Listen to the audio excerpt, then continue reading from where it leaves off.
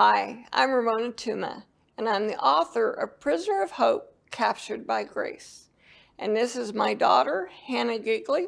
She not only is a part of this book, but she also did the audio on the book. So we are following this up with a wonderful time of doing a YouTube talk show. So, Mom, what inspired you to write Prisoner of Hope, Captured by Grace? First of all, for a lot of years, I've been told that I needed to write it from different Bible studies and everything that I taught. But the primary reason was you, where you asked me many times that we needed to get what all had happened in my life on record. Probably the time that it really hit me was when my granddaughter was sitting at the edge of my bed, and I had a project that I had to do, and that was to write a chapter of a book. And I let my granddaughter read that book, that chapter, and she read it and she said, "I want more." And then she looked at me and she said, "You have to write this book. If you just write it for me, you have to write this book." Well, that really hit me because my grandmother had a very strong impact in my life. She wrote poems about her whole life, and those poems helped me get through the very hard times in my life. And through Prisoner of Hope, there are places where I've inserted some of those poems that she did. But the final thing that occurred was this was not just my story. This was your story and my son's story. And it took a long time for my son to be able to deal with anything about this story going public. And one day we were sitting at lunch and I asked Sam, "Do you mind if I write the book?" And he said, "Mom, everybody writes a story. I don't want some kind of junk story out there that you slap on the wall and see if it sticks." And he said, "And I don't want to have a story that's just all mother grubs because that's not who I am." And I promised Sam at that time that I would not write a negative book. That if at the end of the book, the people who were going to read Prisoner of Hope, they would see redemption in it and a future and have hope that there's a way to endure very difficult situations and come out whole and normal. I think you're right. I think everybody has a story. Yes. And Everybody some has people's a story. stories are more dramatic than others. But everybody does have a story, and I think that what you did with your book was to put your story in a place where it can truly help people. And I think that's what Sam and I both want out of our story is Yes. that ultimately you can go through hardship and you can go through trials, but at the end of the day, you know, you can come out stronger. Yes, you do. It's endurance. We have to get to the place where we're okay with running the race. Right. This life is all about running the race. And the destiny is eternity. The destiny is not this life. It is running the race. And we have to learn how to do it. And the only way we're going to learn how to do it is through just gutting it up. Well, you already got me crying, and we just started, so, you know. It's okay. All right. Tears are good. So let's start at the beginning. Yeah. Tell me about your childhood. What was it about your childhood that impacted you the most? Well, first of all, I'm amazed that I'm here because it's almost this year, it's going to be 70 years. I am going to be 70 years old. 70 years young. This year. And in 70 years ago, they didn't have ultrasounds and they didn't have all that they have today to see if a child is living or not. And my mother went into a contraction that never released when she was about 7 months pregnant. And so the doctors tried to hear a heartbeat with me, and they couldn't find a heartbeat. And so they told my mom and my dad that I had died in utero.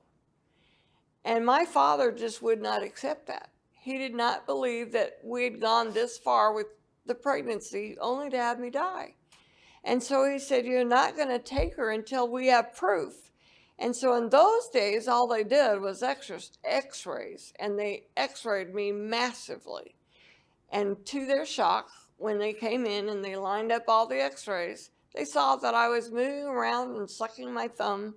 And they said, "What? She's alive." And so then the doctor said, "Well, we need to take her anyway, because no one can survive that amount of x-rays." And Dad said, "Absolutely not." And so therefore, because of my dad's firm belief that all of his children were supposed to be born and all of them had purpose, the doctors were told, "No, we'll deal with this." I did not know that story until later when my mom was dealing with cancer toward the end of her life. And I was going and sorting through some of her papers and all, and I found a letter that my dad wrote to my uncle. And it said, "Mona's smiling, she's laughing, she's standing up." And I was like 7 months to a year or so in those letters. And I asked my mother, I said, "Every baby smiles, and what's the deal with this?" And that's when my mom told me the story. And my mom believed at that point that that was the beginning of my health issues, because I was always a really sickly child, and all my life I've been really sickly. And that's probably when it occurred. But it also means that you were tenacious from in the womb. Yeah, And a fighter. And a fighter. And a fighter. So what was the most traumatic event that happened to you as a child? I had two, and one was on top of the other. In my family, we have two sets of twins. One is an identical set, two sisters, and then one is a fraternal set, a brother and a sister. And then my oldest brother, Tom, was not a twin, and I was not a twin, so we always called each other twins. But there was like 16 years difference between me and my oldest brother. And when Tom was an incredible athlete. He was one of the first people to ever run the Pikes. He was in the first team of people to ever run the Pikes Peak Marathon. And he did it with no training. He was 17 years old. He didn't have the right kind of shoes. And he missed first place by just a few seconds. And so the next year he ran it and again missed it by a few seconds. So the third year he was determined that he was going to win. And instead he had a very debilitating water slide accident. And he was going down a water slide head first, and he knew he was going too fast. So he grabbed the edges of the water slide to hold on, and he hit that water. And he said when he hit the water, he felt the vertebrae just stack up on each other. And he was a lifeguard at the time. So when he was in the water and he was the lifeguard and everybody was standing on the side wondering what was happening and laughing at him, thinking, "Ah, ha, ha, he's showing us how to drown." Well, no, he was really drowning. And in those days, they didn't know not to move him and stuff, but they pulled him out of the water, and then they drug him through the sand and put him in the back of a station wagon in that condition. That incident really messed up my dad. And it turned out that he was a quadriplegic. He was a quadriplegic, yes, as a result of that. For the rest of his life. For the rest of his life. And my dad was just devastated by it. This was his oldest son. This was the son that was going to go on mission trips with him. And so all of a sudden, and the way that Tom had left home was not pleasant. Tom was in rebellion.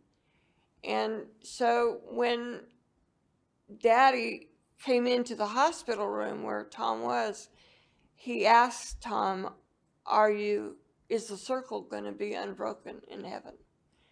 And Tom said, well, before the accident, yeah, but now, no, the circle won't be broken. Well, my dad, because of the situation with him, never forgave himself. And 2 years later, at the age of 44, my dad died of a sudden heart attack. And that night will always be etched in my memory. Tom was a lifeguard. Daddy was sitting in a chair, and Tom was in bed in his room, and he couldn't get out to come save his dad's life. But because he was a lifeguard, he knew how. But he was trying to tell Mom and my other brother how to save his life, and an ambulance was called. But by the time he was to the hospital, my dad was gone. And you were how old? I was 7. I was 5 when Tom had the accident. So how do you think those experiences impacted your life? I lost my childhood. When Dad died, I lost my childhood. My mother had never driven a car. My mother had never written a check. My mother stayed home to take care of her 6 children and got to go out on Saturday to get groceries and on Sunday to go to church. And after my dad died, she was only 42. She was 39 when Tom had his accident. I think about that now that I'm 70, and I think about how did she do this at 42 with 6 children, 1 a quadriplegic, and Dad didn't leave her any money. There was an insurance policy that paid off the house, but Mom had to learn everything, and I really admire her tenacity. After Dad's death and floundering around trying to put her life back together, she did become a nurse. But how did that experience affect you personally? Just because of Tom, I had to take care of him because the other kids all had to go to work. And so I had to spend a lot of time taking care of him, but also helping Mother through nurses training. That was before computers. And so we would write things, little notes on little flashcards, and I would sit at the end of her bed and I would flip the flashcards over to ask her nursing questions, and because she was going to have a test the next day, and helping her figure out how to use a payphone. All of those things she's never done before. But the worst thing that happened in that time period is Mom began dating someone. And this man was... And how old were you at this point? I was 11. And this man was a missionary and a big preacher guy. And he came to church and showed his big slides on the big screen of his adventures in mission land. And in the meantime, he was trying to pretend to have a relationship with me and my sister. And because of certain events, there was no other way to say it. I was molested.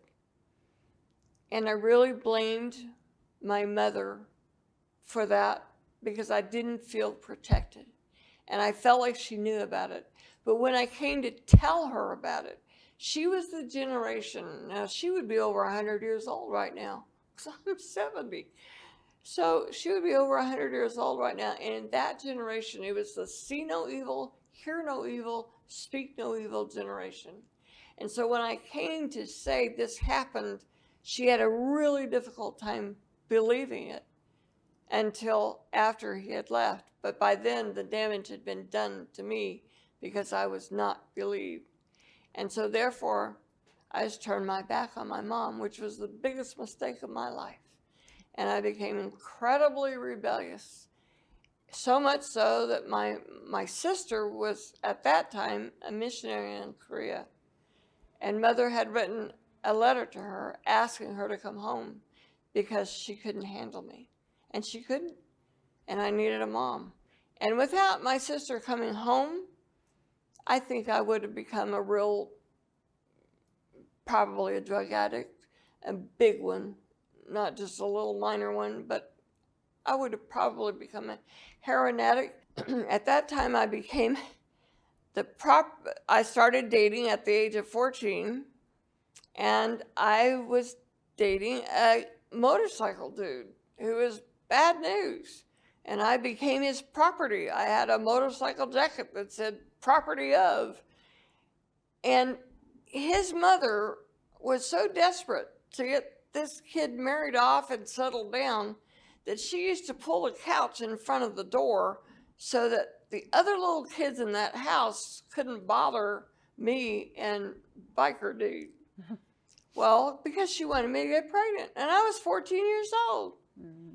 And, you know, I see what all's happening to these generations that are here, coming new, Generation X, Y, Z, but it hasn't changed.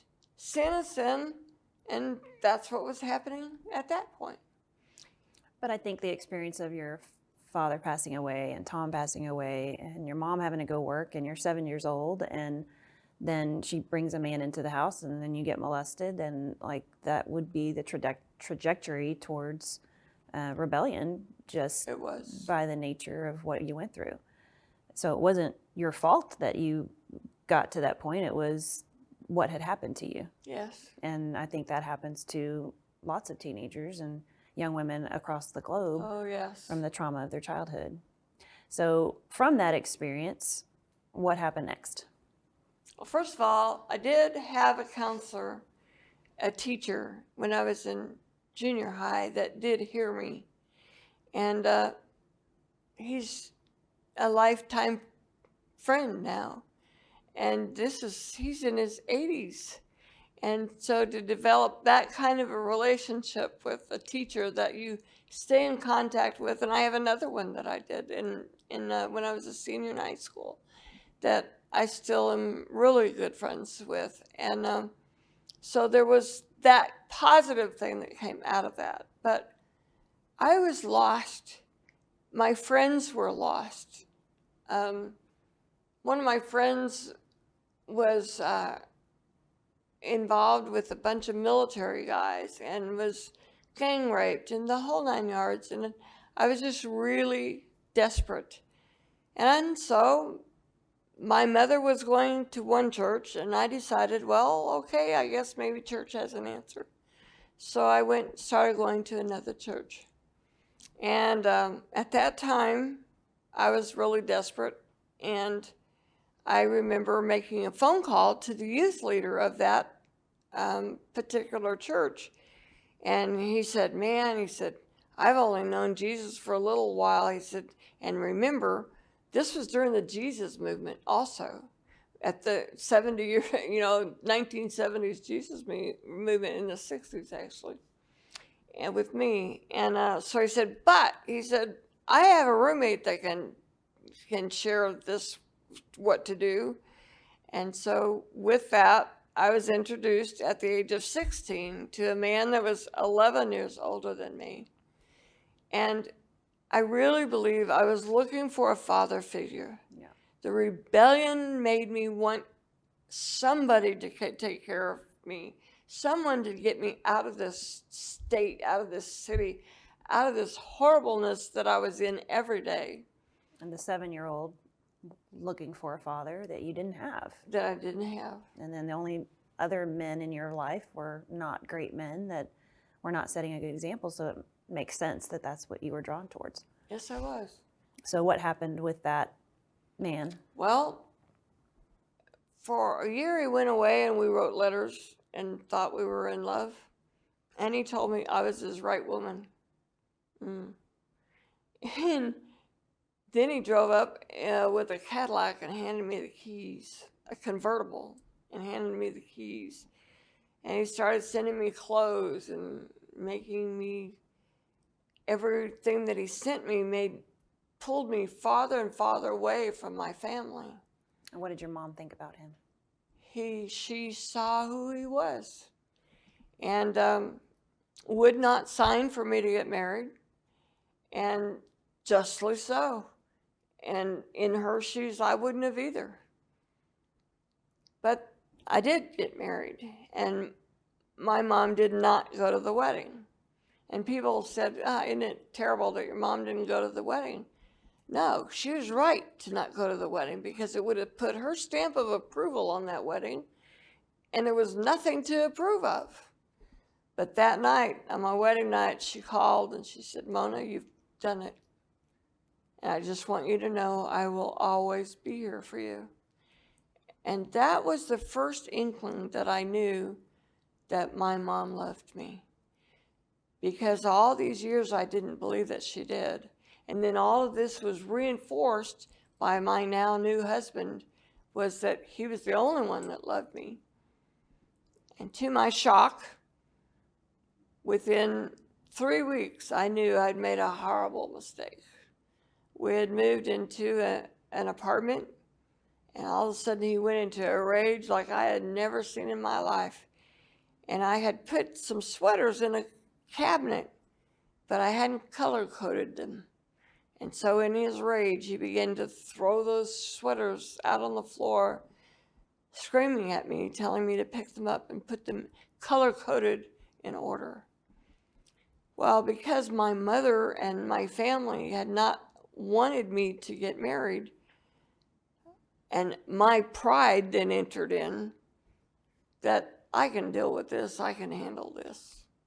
And I discovered I could not. So what started to occur in the marriage after that? I didn't know what the word meant, but today everybody knows what the word meant. I discovered that I had just married the most narcissistic person on the planet. And I never knew what was going to flip his trigger. Was it going to be sweaters in the cabinet color-coded, not color-coded right? At one point, one of the worst times was, this was after you two were born, I was in the shower and he discovered hair in my hairbrush. And he ripped open the shower curtain and dragged me out by my hair and started beating me with a broom. And the little ones were crying and I was trying to protect them. The other thing that he did, one of his favorite things that he did, was he would lock me out. He would pick me up physically and lock me out of whatever home we were living in. And it didn't matter if it was cold outside or hot outside or whatever, or night or day. And there were a lot of times when the only place I had to go was I would get into a dumpster. And I would crawl into that dumpster in the middle of the night and stay until the morning. And he would come out to get me in the morning because he didn't want the neighbors to know what had happened. But I was so scared. When you're abused to that level, you become so fearful that you believe everything they're going to say. He says, I'm going to kill you, I'm going to do whatever. You're believing that. And so therefore, you do what he tells you to do. But finally I got smart and I put a rug in the back of my car and a hide key under the car. And so when he would throw me out, I'd crawl under, and I always, and even 20 years later, I would make sure the dome light was out when I got out of the car to make certain that that he wouldn't see, and I would get into the back of that car and put the rug over me. So you're in this marriage, it's volatile, there's abuse, clearly emotional, physical, every kind of abuse, and then you find out you're pregnant. Tell me about that with Sam. Well, with Sam was the child that was going to save the marriage, which, again, I'm talking to abused women here. This is the pattern. Yeah. This is what happens. And so you think, wow, I got to do something to save the marriage. If I have a baby, surely he's going to love that baby, and then he'll love me. And so I got pregnant, and I had Sam. And within just a few days after we brought him home from the hospital, the abuse started with him. And he would cry. He was a little tiny baby, and he wanted me. And he would cry, and my then husband would put his hand over his face and let him scream, and he couldn't breathe, and he was terrified, and his eyes were just terrified. And so at that time, I contacted my sister, because it's one thing for a woman to be abused, but when you start seeing it with your child, that's another thing. That's a game changer completely. You're not going to tolerate that. So I called my sister, and at that time, they told me they had sent me tickets to get on a bus and to go. They had found an attorney, and I was going to get out of there. And by force, I found out I was pregnant again. And I was pregnant this time with you. And abortion had just become legal. And I was on the freeway to go to have you aborted. And I heard a voice in the back seat of my car. And it said, "If you kill her, you'll kill your joy." And it was so strong that I pulled over to the side of the road to see who was in the back of my car. And there wasn't anybody. First of all, this was before ultrasounds. You were maybe 6 to 8 weeks inside of me.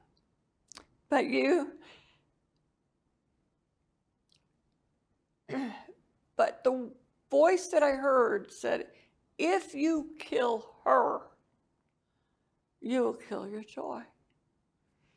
And God knew that if I was going to survive the rest of my life, I was going to need my joy. And you were it. And so I turned around, and that meant at that time in the particular state that I was living in, you couldn't get a divorce if you were pregnant. You had to stay. So one thing led to another, and I stayed until I finally got the courage. And my teacher that I told you about when I was in high school, junior high, had left teaching and had called he was at his job and he couldn't get me out of his mind. So he called my mother, and my mother said she's in a very bad place. And he said, "Well, I need to call her." And she said, "Well, if you call her, then I don't know what will happen to her." And he said to her, if you call her, she'll be dead." And he did not know this, but I had asked to have a gun. So this was after I was born. Yes, yes, after you were born. You were about 2.5. And I had decided that I was going to kill Sam first, then I was going to kill you, then I was going to kill me. So if you hear on the news of women who kill their children and then kill themselves, that's a pretty desperate place. But it happens. And I've actually read of these events and prayed for these women that are in this situation, because there is no other alternative. There is no other alternative. They can't leave, because if they leave, he says he's going to kill you. Well, then that'll leave him to raise the children or whatever. But in that desperate state, I was willing, I had it planned to take your life first, and then Sam's, and then mine. And it was in the 70s, and the phone, they were wall phones. We didn't have cell phones in those days. We had a wall phone. And on that wall phone began to ring. And it rang, and it rang, and it rang, and it rang. And I thought, man, well, what's one more phone call? And I picked it up, and it was that teacher that I had not seen. He did come to my high school graduation, but I'd not talked to him in years. And his words to me was, "Mona, if you've made a wrong choice, make another choice." And there I was, getting ready to kill my daughter. and my son. And if you've made a wrong choice, make another choice. And I said, I don't know how to make another choice. And so he said, go get a calendar. He said, you are smart as a whip. He said, I know he said, I know your brain. He said, we're going to figure this out. And I got a calendar, and he said, okay, you're going to get a job. And this was when the glass ceiling of the 70s was so thick, unless you were a nurse or a secretary or a teacher, you as a woman didn't get a job. Right. And so what I did was, he said, I want you to get a commission job with a salary. I didn't know that existed. And he said, and then he said, you're going to put your commission in the bank and live on your salary, and you're going to tell him that he can go back to school and that you'll support the family. And I thought to myself, right. But then I had other people, other wonderful people and women in my life that helped me get that kind of a job. And so that's what I did. And then he said, I want you to put a date from a year from now. And it was April 17th when you can leave. And I'd seen an attorney, and I did all of this on the side. Because, and just to finish your story, you said that your commission you were going to provide for the family, but then your bonus or your salary you were going to provide for the family, but the commissions you were hiding. Yes. Right. In order to get out. Right. And it was a brilliant plan. And I did that. And it worked. And I went and I had an attorney, and I had a sheriff with me when I came and got y'all. And I went and knocked on the door, and I actually put all the stuff, but I didn't knock on the door. I put all the stuff in a blanket to take it. He thought I was going to the cleaners. And I was saying, don't you want to come with me? And yes, we did. And so, but he didn't know behind the scenes was a sheriff. And so he opens the door, and he was in the underwear. And he was served, and he came running down the street chasing me in my car saying, you can't do this to me. And I said, I just did. Mm-hmm. And then that was a 2-year battle. I thought it would be over quickly, and it was not, because he fought tooth and nail. So what happened next? You left? I left. I got a divorce. I was a single mom. At one point, I had to go on food stamps because I had to change jobs because I couldn't travel anymore. Because in that time period, I was traveling with that job. And so I had to change jobs. And how did the custody work? At that point, because after 2 years of fighting it, my brother told me, he said, Tom was my main counselor. And he said, Mona, he doesn't want those children. He said, let him have what he wants. I said, well, he wants full custody, and I'm not doing that. He said, no. He said, give him joint custody. And so I said, okay. And sometimes he'd show up, and sometimes he didn't. And I was supposed to get child support, and I never saw a dime of it.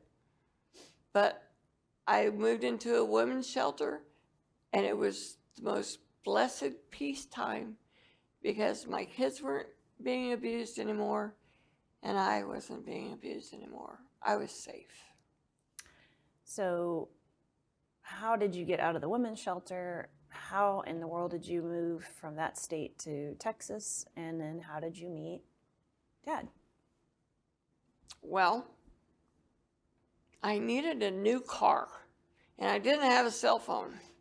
And I needed a new car, and I had an old Lincoln Continental that was held together by spit and coat hangers, you know. And it broke down one night, and I was late picking you all up from daycare. And I was scared to death of that because I thought, wow, they're going to contact my ex-husband, and I'm in a mess. And so I went to my boss at that time, and I asked my boss, because a woman couldn't get credit during that time without a cosigner. It didn't matter if they had good credit or not. And so I went to my boss and asked my boss if they would sign for my car. They said, well, you're a really good worker, so yeah. And so I went into this car dealer, and my boss had warned me, Mona, when you meet these car dealers, salesmen, they have only one thing in mind. You got to be really careful here. So I went in to get my car, and I went into the car dealership, and of course the vultures were out on the stair steps, and one man who was really good looking came out, and That wasn't Daddy. no, it was not. And he sold me a car. He said later he told me he didn't make but $100 of commission on that car. But he sold me a car. And then afterwards we were sitting at the desk, and he said, well, Mona, I only do this for a living. He said, what do you think I do on the side? I said, I have no idea what you do. And he put a big P on his paper. And I went, huh. You're a pimp. And he looked at me like I'd hit him. He said, no, I'm not a pimp. So then he put an R, and I went, oh, man, you're a private detective. Because my ex-husband had hired private detectives. They were following me all the time. And I said, you're a private detective. And he said, man, he didn't know who he was dealing with. He didn't know what was happening. And then he put a big old E on the paper. I went, oh, man, you're a preacher. That's exactly what I did too. And he said, yes, I'm a preacher. And he said, I'm married and I have 2 kids. And he said, one of my ministries is I go to bars and I take women out of bars, like women like you. And we take you and we take your children and we help you and make you whole. I said, I'm just fine, thank you very much. No, sir, I ain't doing that again. And so I didn't want anything to do with God or religion or anything. So he would call me at work and he'd say, what are you going to do tonight, Mona? I said, well, I'm going to go get drunk. And I hated alcohol. I just didn't like it. And he said, and so finally one day he shows up at work and he walks in the door, and everybody, I was working with a group of women, and everybody in the women group and their little cubicles stopped working because it's, whoa. And who is he? I said, he's married and he's not interested in me. So he brings this big old bottle of wine in, and he says, we're going to go get drunk. And so we went in, and he started passing me glasses, and I said, he said, how's it feel to get drunk? What do you think of getting drunk now, Mona? Am I ever going to hear this from you again? No. But he had a wonderful wife, and it was just a really sweet time. And he had teachings, and I had the tapes of his teaching, and yet I was on the fence, so I was listening to an old musical group called In-A-Gadda-Da-Vida on the one hand. So In-A-Gadda-Da-Vida was whipping out my door and preaching tapes on the next. So God was meeting you where you were at. Pardon me? I said, so God was meeting you where you were at. Yes, he was. With the time of life that you were in. And never, ever blamed me for it.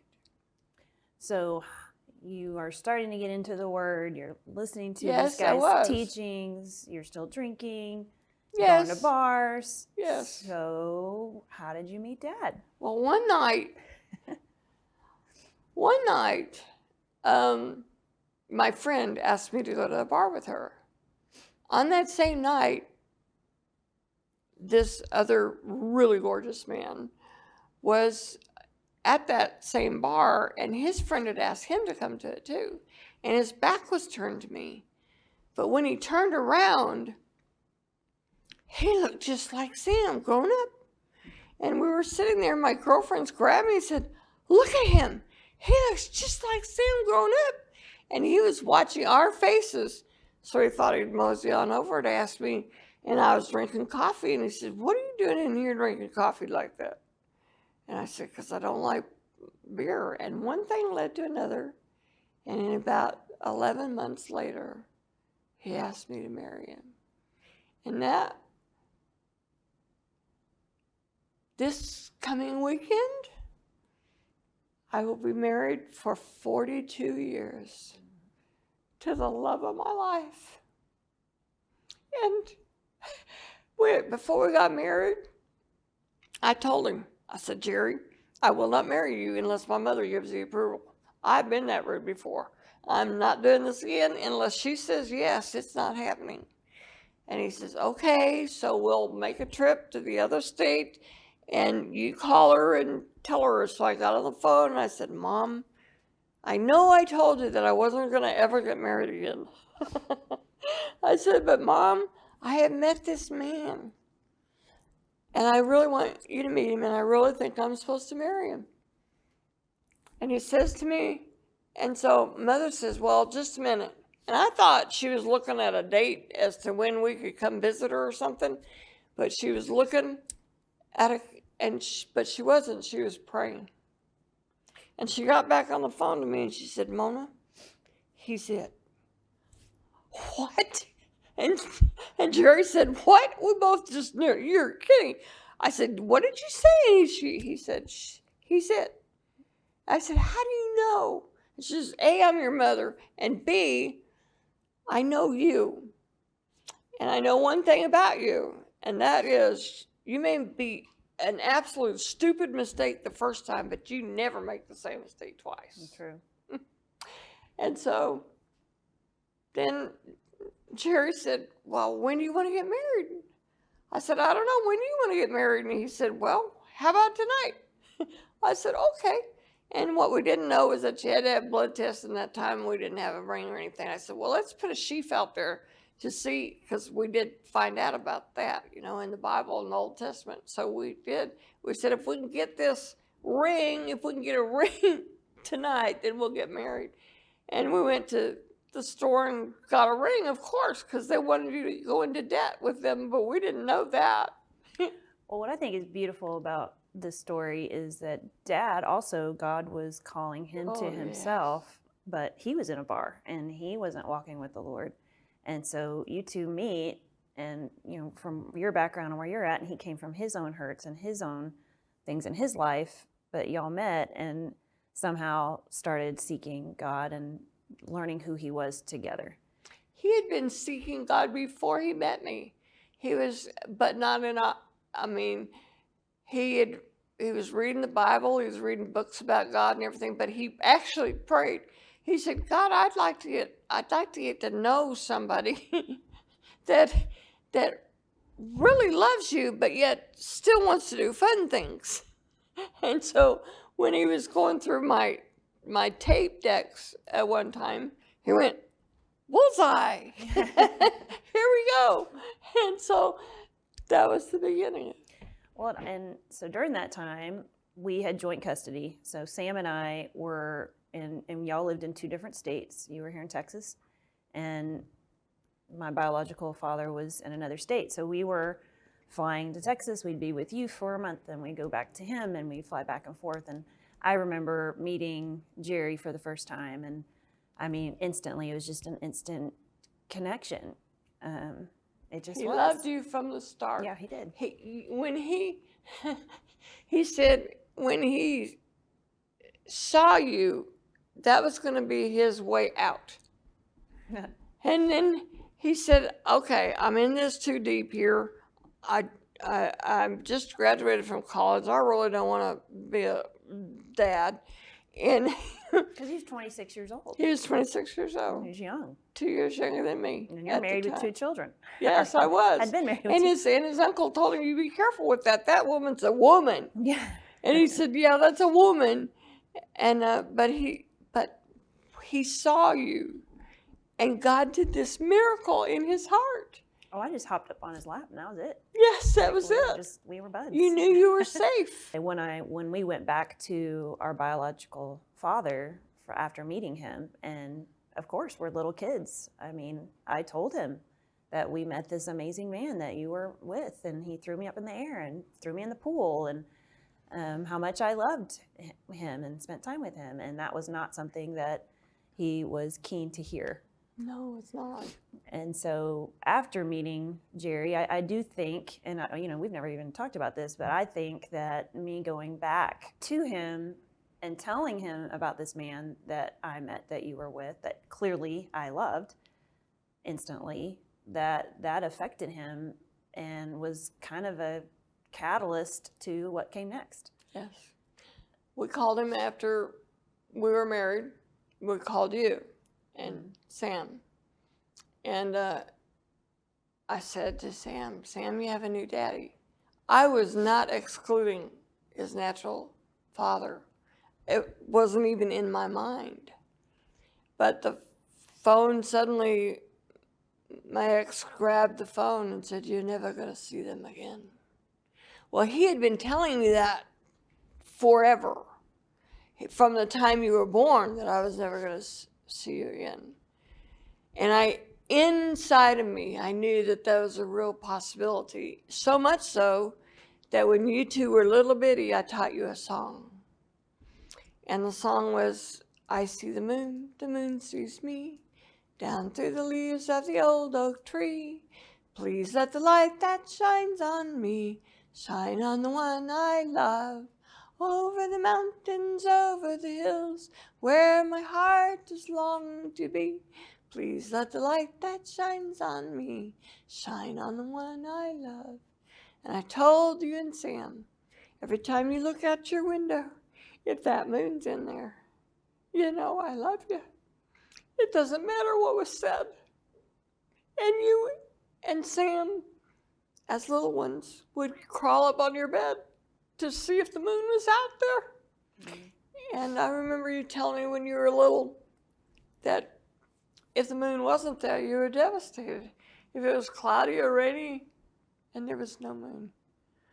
Well, I think, you know, he was narcissistic, he was volatile, and Yes. out of all of the abuse that he did to us and to you, in my opinion, yes, the physical abuse was awful and was hard, but the spiritual abuse and his view of God and who he was trying to teach Sam and I as to who God was, but how he had to have been when you were married to him.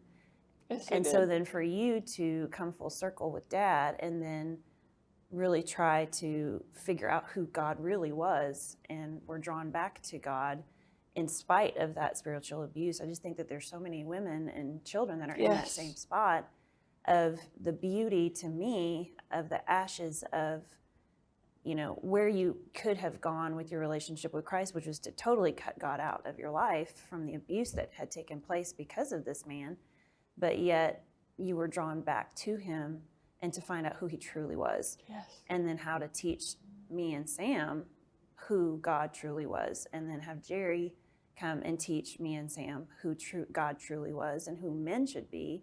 It all came kind of full circle. But before that occurred, of course, biological father decided that he was going to take us and he was not going to give us back. And I can remember I had a feeling at 6 years old that when you went to the airport and you were dropping us off at the airport, I just remember this feeling inside of me. I didn't want to let you go. And I it was awful. Holding on to you, and I knew something was going to happen. It was awful. And you know, I didn't want to leave you. I didn't want to leave him. You nearly ripped my clothes off. And sure enough, that was the last time that you saw us for 14 months. And that starts my story. And I had no idea where you were at all. He just took us. My father-in-law was a chief of a major fire department. My brother flew home. He was on the mission field. One of my brothers flew home to look for you at that time. I mean, we did everything we knew to try to find you, and you were gone. And I didn't know, we'll get back to where you were, I didn't know if I was ever going to see you again. And now, Jerry and I are just newly brand new married and wet cement with God. Yeah. And this happened. And it's like, right. We're going to have a relationship with you, God, when this happens, when we get saved, and you're supposed to protect us. And then the Lord gave me the story of Hannah and Samuel in the Old Testament, and where Hannah left Samuel to a man, a priest, who was not a godly man, who died by falling off his chair backwards And yet she gave her son to him. And when I was literally in my bedroom weeping before the Lord, I thought I was going to die. Jerry didn't know what to do with me. All I could do was cry. I couldn't work. I couldn't go to work. I didn't know where it was awful. But I got that word in of Hannah with Samuel, and I realized that that Hannah did not give Samuel to Eli. She had given him to God, and he was the loving father. And I remember sitting at the bed with my hands on my knees, with my hands open to the Lord, and I said, okay, I'm not giving them to Eli, to this wicked man. I'm giving them to you.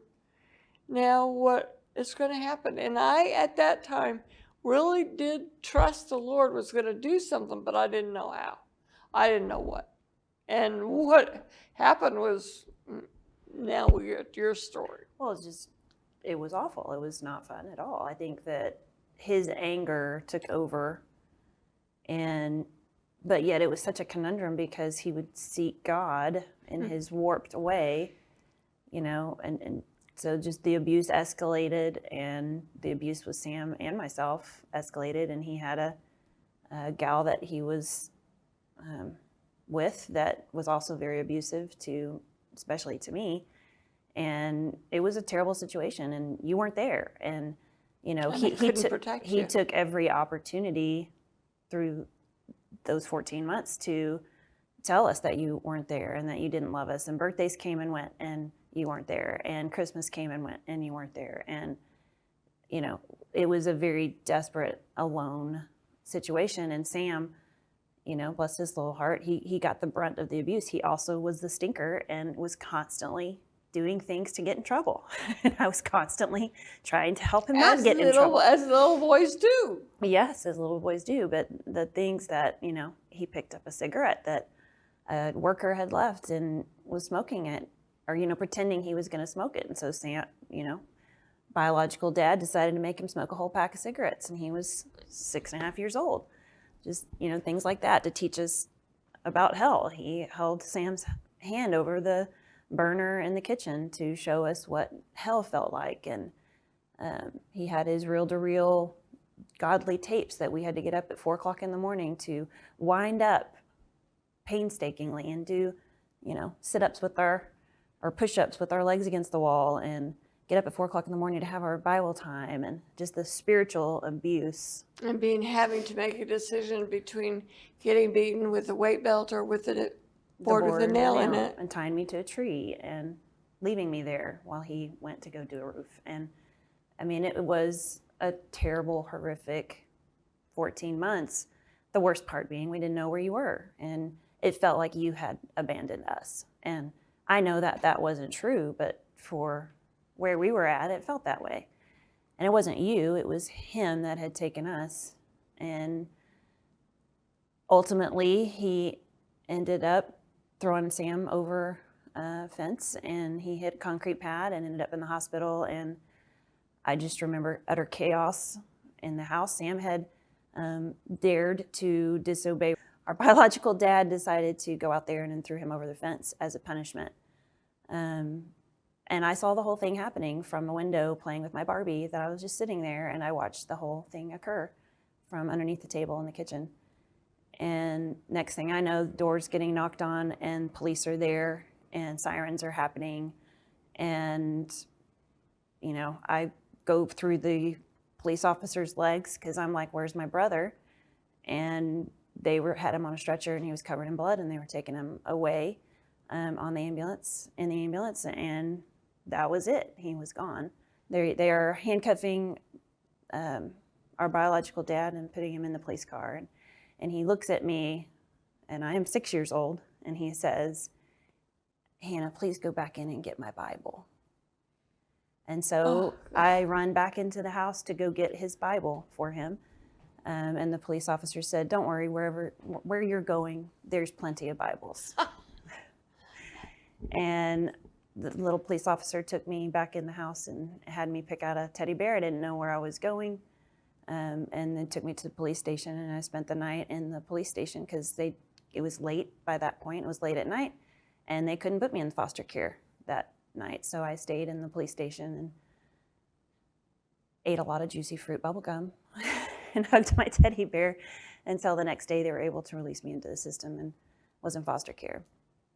So Yeah, before that happened, though, something happened to you. So before that, the abuse escalated from one day to the next. I mean, it was eggshells. So, I mean, I know what you went through as a married wife. But you were that big. Yeah, but I know what you went through because what we went through, it had to have been horrific as an adult because we were just children. But the abuse escalated, and, constantly we would have a safe place. Sam would hide under the bed. I hid in my closet. So if he was particularly volatile that day or upset, you could tell. You got really good as a child sensing whatever mood he was in, which later on, Sam and I are fantastic at reading people and understanding them because we were trained from a very small age to pick up on those nuances in humans, whether he was happy or not. So we would hide, and he would go under his bed, and I would go in my closet, and we would wait for the storm to pass. He would throw things, whatever.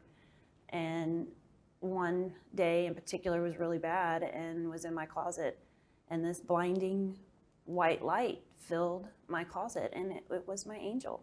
And all I know is that he told me that all he said was, "It's okay. You're going to see your mom soon.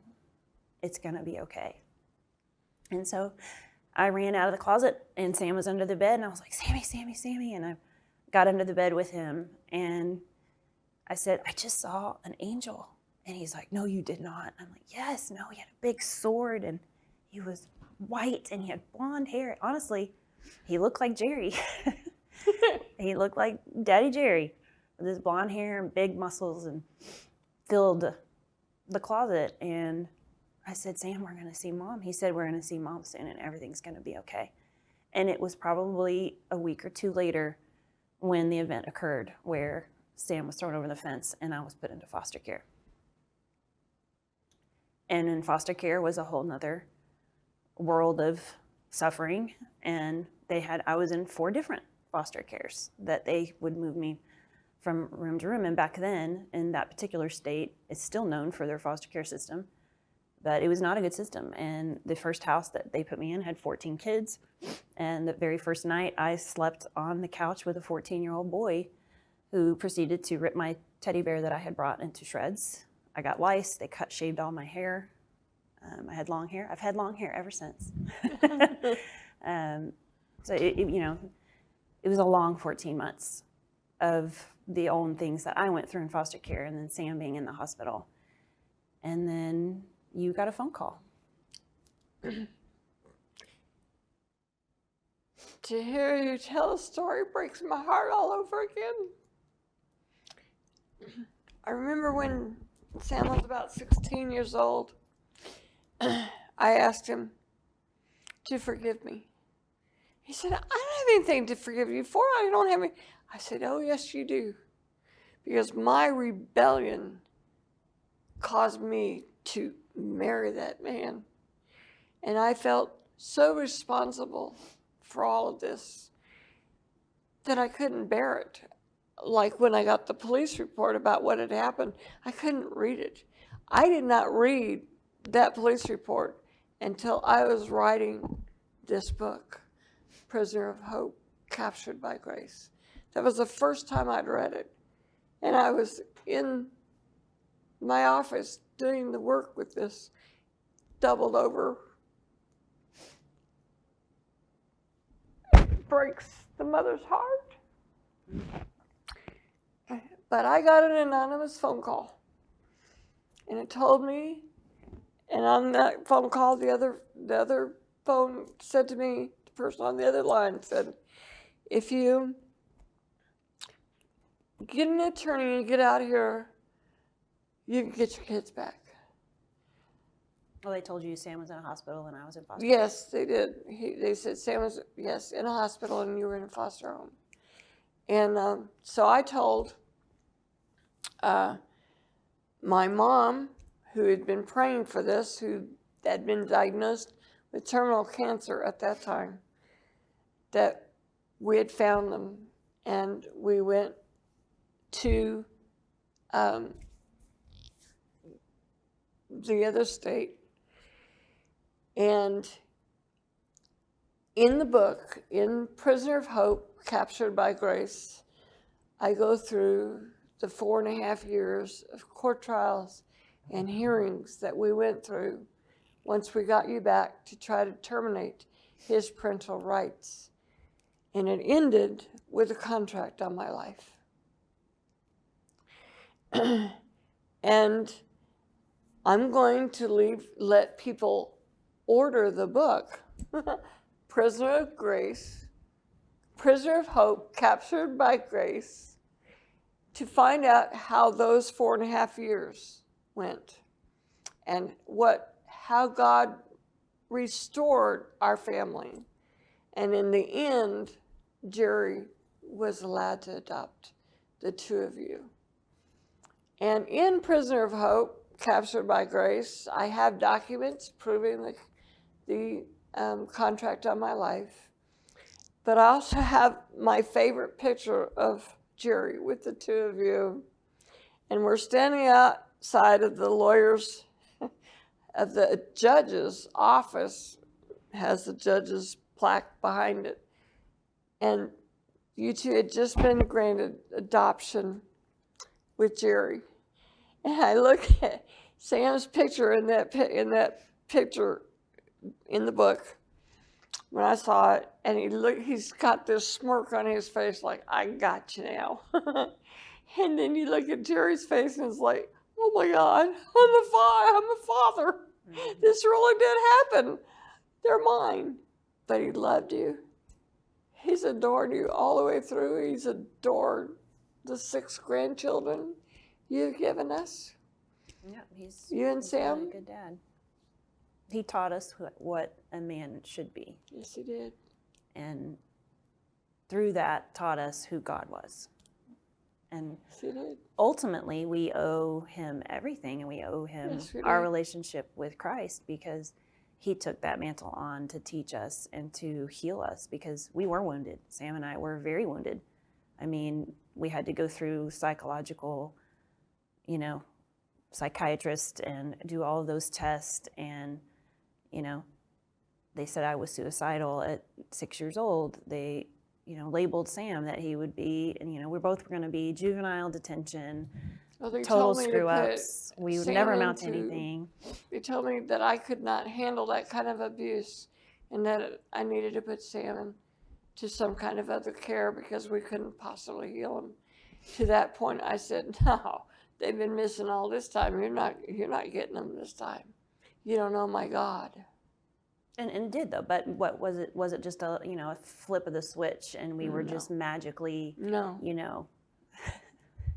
perfectly healed children? No. I mean, it did affect our lives, and it affected us in different ways. In the Prisoner of Hope, I talk about raising broken children. And there's a whole chapter on what we had to do to be a part of your healing. But ultimately, God did it. Well, and ultimately they were wrong. I mean, Sam and I are both very successful businesses. Yes, you are. Very successful.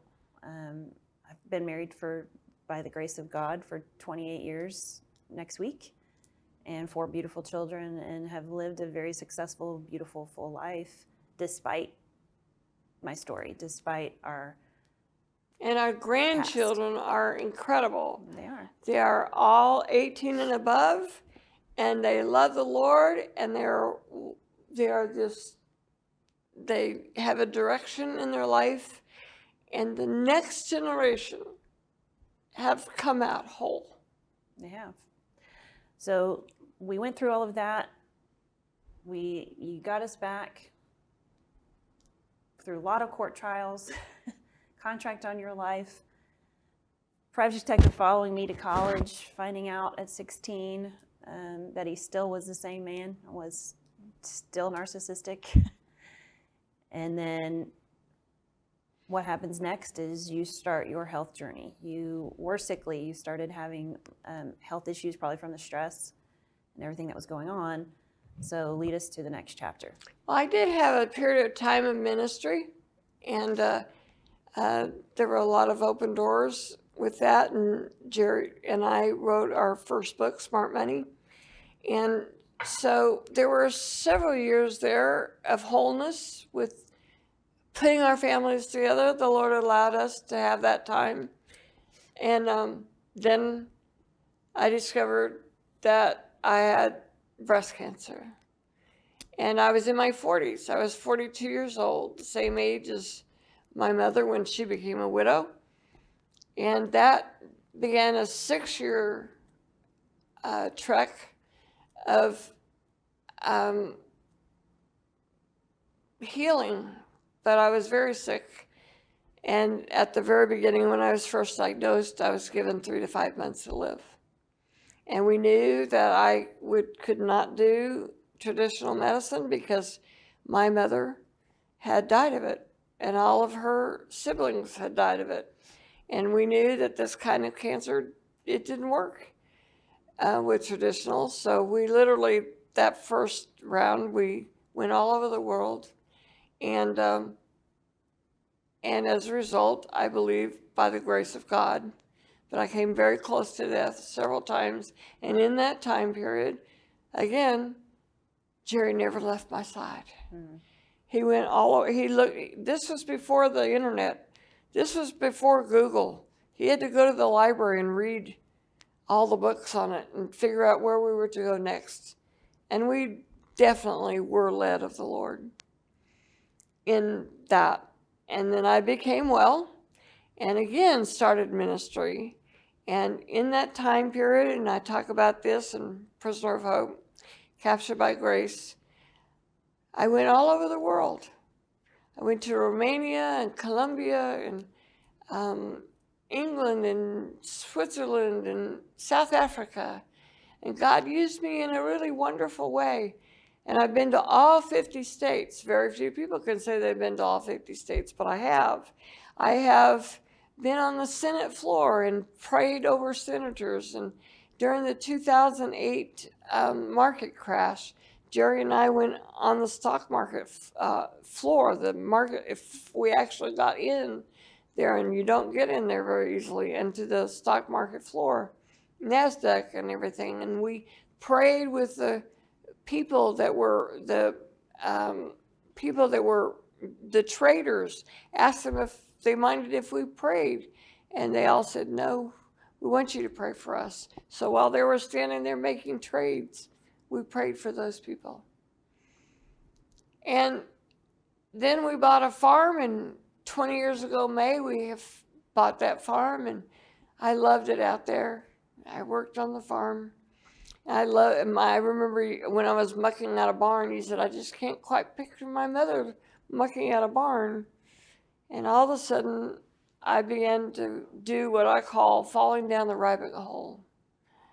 And I watched an old copy of Alice in Wonderland a long time ago, 4 months before this happened. And I remember watching it going, there's something significant about this, but I'm not sure what. And then 4 months later, I had a massive stroke. And I had a basal ganglia stroke, which left me paralyzed on the right side of my body, left me unable to swallow, choking a lot, hardly able to talk. And from there, and you'll see that in Prisoner of Hope, I became wheelchair bound. Walker bound. And walker bound. I'm doing things that I shouldn't be doing. They say that 96% of the kind of people with my kind of stroke never get out of bed. And then y'all had this idea for me to write a book, and I couldn't even read. Bored. You were bored. You were lonely. I was bored, and I was lonely. And you were trying to figure out what is your purpose in this life. And we were like, you have a story to tell. And I did. And I called Daddy, and I'm like, I think she needs to write a book. And here's a name and number. And we did it. And I'm glad you did. It took some doing. And one of the things that happened, we were going to lay out, the book was written, and we were going to go have it laid out with pictures and everything. And 3 things happened. My brother died. My ex-husband died. That's a story in and of itself. In and of itself, which is a chapter.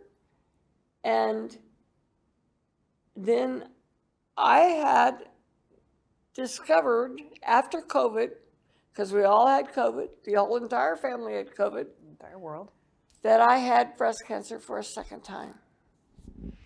And 22 years ago, I had met a man, and his name was Dr. Jason Williams. I met Dr. Jason Williams 22 years ago.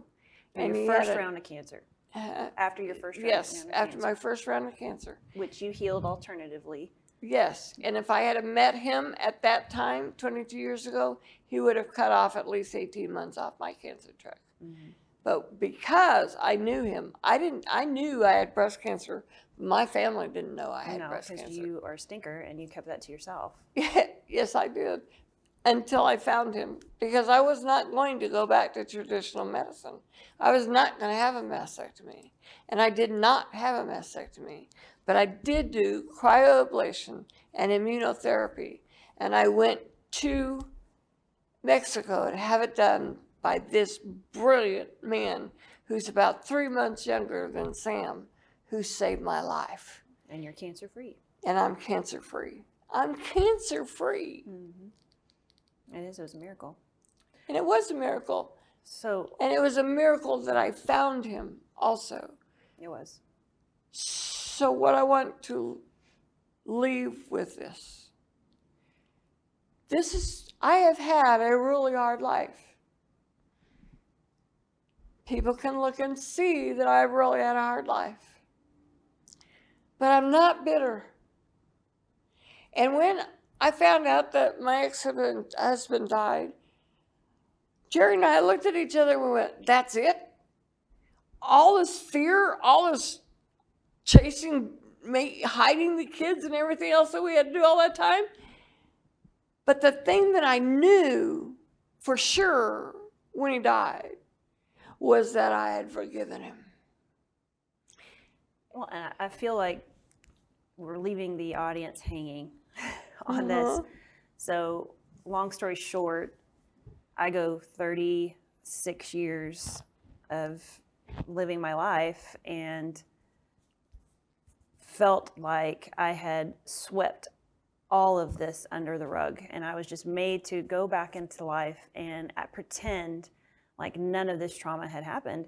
And I came into my 30s going, I need to fix this. I need to go back to this. I need to understand this. I need to go see him one time. And through a series of events, found out and met my stepbrother and established somewhat of a relationship with him, and ended up, part of my journey was to go and to see my biological father one more time, to forgive him and to heal that part of my life. And I know that was a really hard decision for me to make, because I knew I was opening up Pandora's box, and I didn't want to do that. I didn't want to hurt Dad or you in that process, but it was hard. It was part of my healing to be able to come to that place, and I'm so glad that I did, because I was able to meet him, and he has had dementia, and if I hadn't have met him when I did, even 2 months later, he would not have known who I was. And then he passed away 2 years after but he that didn't. occurred. He never forgave you. You asked him to. And No, I said to him, he didn't have anything to forgive me for, but I said to him, I just wanted you to know that I forgive you. And he was going in and out of recognizing who I was, and he finally did. He's like, Hannah Gale. I said, yes, I'm Hannah Gale. I'm your daughter. And he said, do I have to forgive you? And I said, no. I said, I didn't do anything for you to forgive me for. I said, but you did things that I have to forgive you for. And I came here today to tell you, I forgive you for what you did to me and to my brother and to my family. And that was it. And the next time I saw him through a series of events, I saw him twice. He was completely gone in his brain, but I was able to completely forgive him through that second encounter. And that was my journey. Sam's journey has been different, but that's how you knew that he had then passed away, was I got that phone call. And I think it was a freeing moment for you to be able to bring this book to life, was to have that chapter closed. It was. But also, to me, the last chapter of my book is called Destined for Eternity. And this book was supposed to be entitled Destined for Eternity. And at the halfway through the book point, it got changed to Prisoner of Hope, Captured by Grace. And in Psalm 69, I believe it is, it says, finally you become the prisoner of his love. I went through this journey of being a prisoner of hope. I'm hoping I'm healed. I'm hoping I can be put together. And then this time period of being captured by grace, I was captured by the love of the Lord. I was captured that he cared enough for my family to put us all back together. And he cares enough for your family to take care of your family. And no matter what you've been through, he will capture you and bring you forth as whole, so that you know in the end of your life, and again I'm 70, I'm a prisoner of his love. Yes, I'm in a wheelchair, and it's a miracle that I'm in a wheelchair, that I can sit up, and that I'm not in bed. It's a miracle that I'm alive with 2 rounds of cancer. I should be dead. And my kids are a miracle. And Jerry is a miracle. And see, this is where, if you remember at the beginning of this videotape, we talked about my promise to Samuel, was that this would not be a book about, somebody's story that's, so awful, and aren't we going through everything? But you would see in us redemption. Redemption is different than restoration. Redemption has someone paying a price, and Jesus paid the price. Jesus paid the ultimate price to put our family together in wholeness. And if he can do it in our family, he can do it in your family. Mm-hmm. And this is why we made this video. This is why I wrote the book. This is why Hannah did the audio of the book. Is we are a testimony to God's grace. He has given us joy and laughter. He has healed us of loneliness.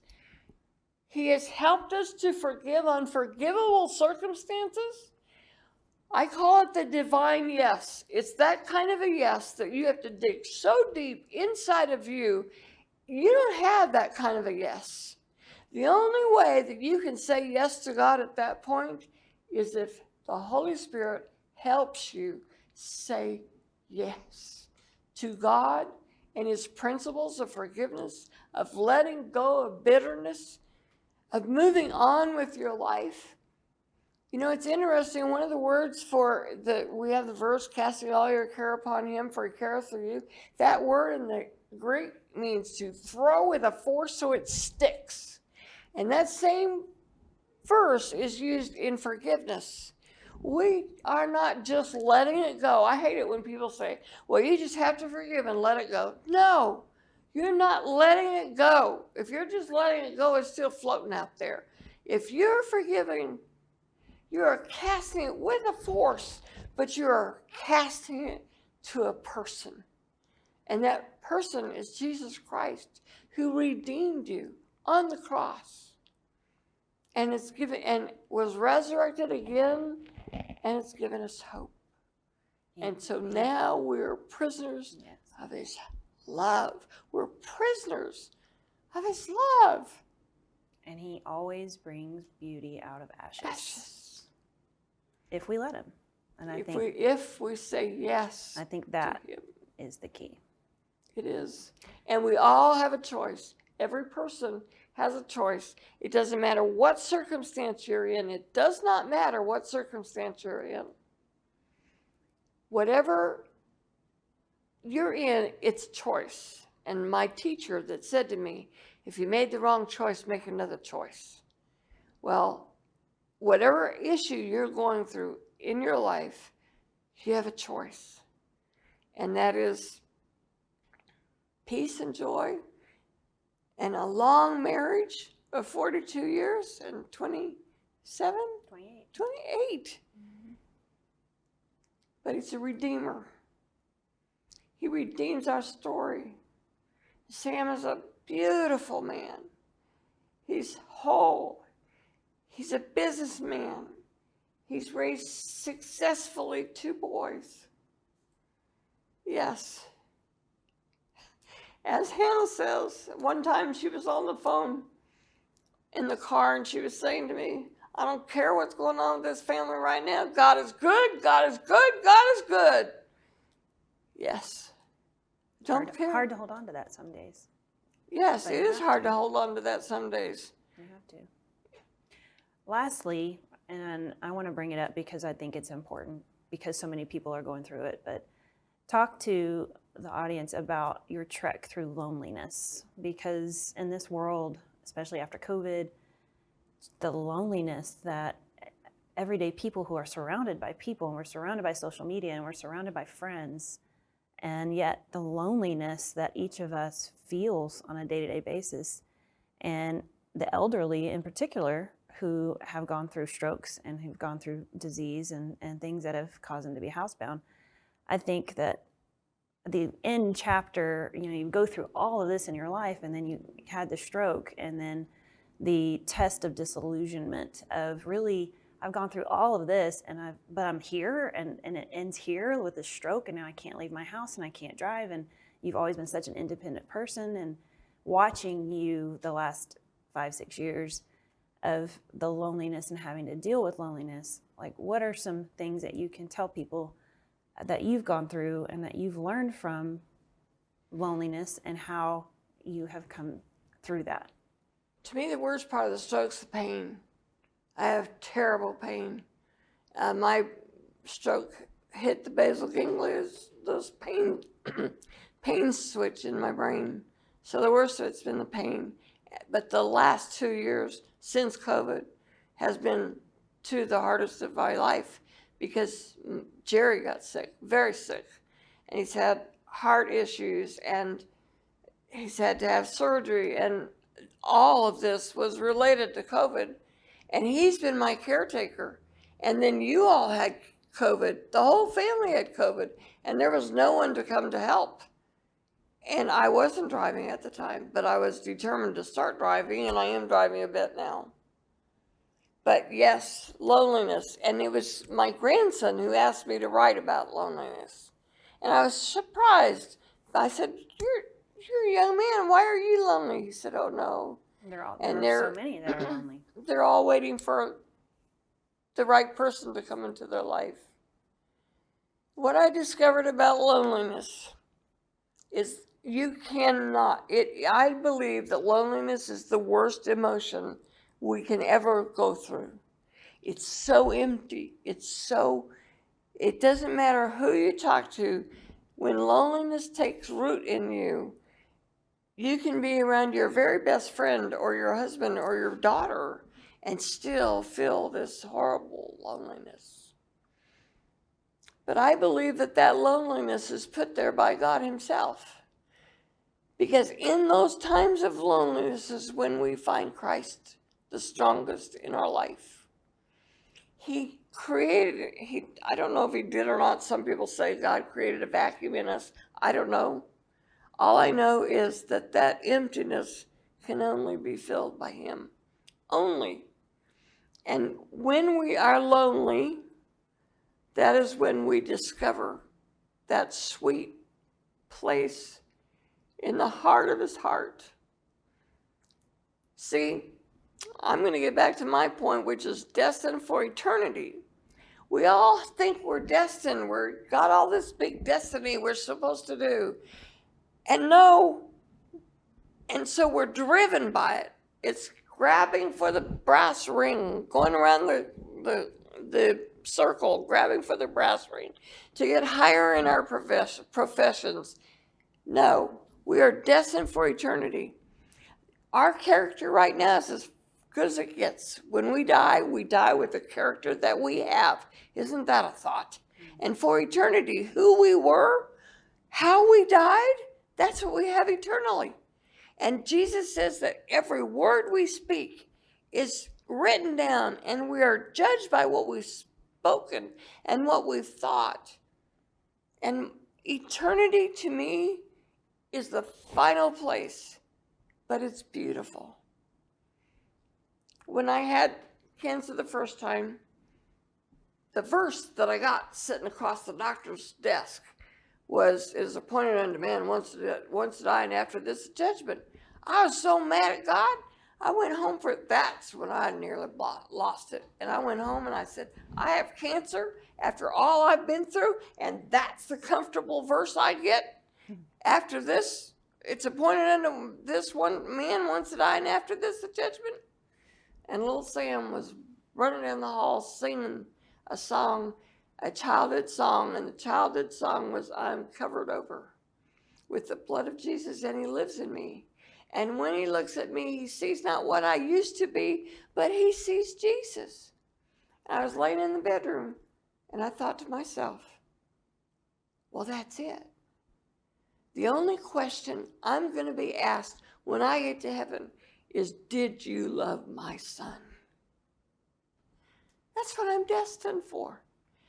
Did I fall? Yes. Did I make it all the way? No. Have I gotten mad? Yes. But in my gut, in me, inside of me, I loved his son. That's the only answer the Father's going to ask me. Did you love my son? So we are destined for eternity. And we are going to hear, "Well done, my good and faithful servant." But I do believe we will be asked, did you love my son? And my answer, and I hope it's your answer, is yes. Through all of this, through all that I've been through, he is good. In the book of Lamentations, the last part of it, the 3rd chapter, is where we get the song, "Great is thy faithfulness." And then the very last words of my book are the words, the lyrics of that song. "Great is thy faithfulness, Lord, unto me. Morning by morning, new mercies I see." 70 years, Hannah, through all of this, morning by morning, new mercies I see for eternity. Because we are destined. I know I'm going to walk out of here and walk up there. And we never talk about death or dying in this culture because we're afraid of it. Not me. Someday, I'm going to run the streets of heaven with my brother Tom, who was in a wheelchair for so many years. He had the accident when he was 17 and he died when he was 46. But me and Tom are going to run a race down those streets of gold. That's what I'm destined for. Are you? I hope that you will buy my book, Prisoner of Hope, Captured by Grace. And finally, a prisoner of his love. And I hope after reading this book, you will find yourself where I am, a prisoner of his love.